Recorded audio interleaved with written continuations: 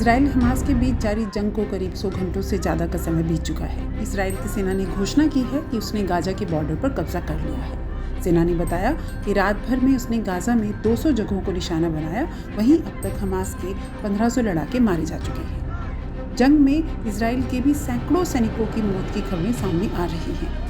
फिलिस्तीन के स्वास्थ्य मंत्रालय का कहना है कि गाजा में इजरायली बम विस्फोटों में 704 फिलिस्तीनियों की मौत हो चुकी है, जिसमें 143 बच्चे और 105 महिलाएं शामिल हैं। वहीं गाजा पट्टी पर इस संघर्ष में 3000 से ज्यादा लोगों के जख्मी होने की खबर है। घायलों में सब हमास के लड़ाके ही नहीं, औरतें और बच्चे भी शामिल हैं। कई रिहायशी इमारतों को जमींदोज कर दिया गया है।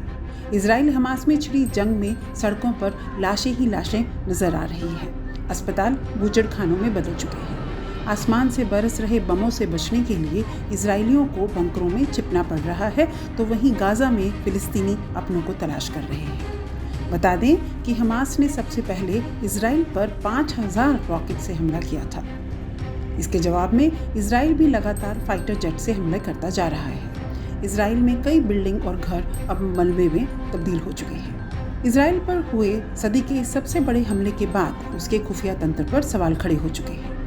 सबसे ज़्यादा सवाल इजरायली खुफिया एजेंसी मोसाद पर हो रहे हैं, जिसे दुनिया भर में सबसे खूंखार एजेंसी माना जाता है। उसके एजेंट पूरी दुनिया में फैले हुए हैं, खासकर अपने दुश्मन मुल्कों में बिना हथियार के सफलतापूर्वक लड़ने के लिए जाने जाते हैं मोसाद। लेकिन इस बार उनसे चूक हो गई, ऐसी चूक जिसके लिए उन्हें माफ़ी नहीं मिल सकती। हमास के आतंकी इजराइल में खून की होली खेल रहे हैं। बुजुर्ग, बच्चे और महिलाओं तक को नहीं बख्शा जा रहा।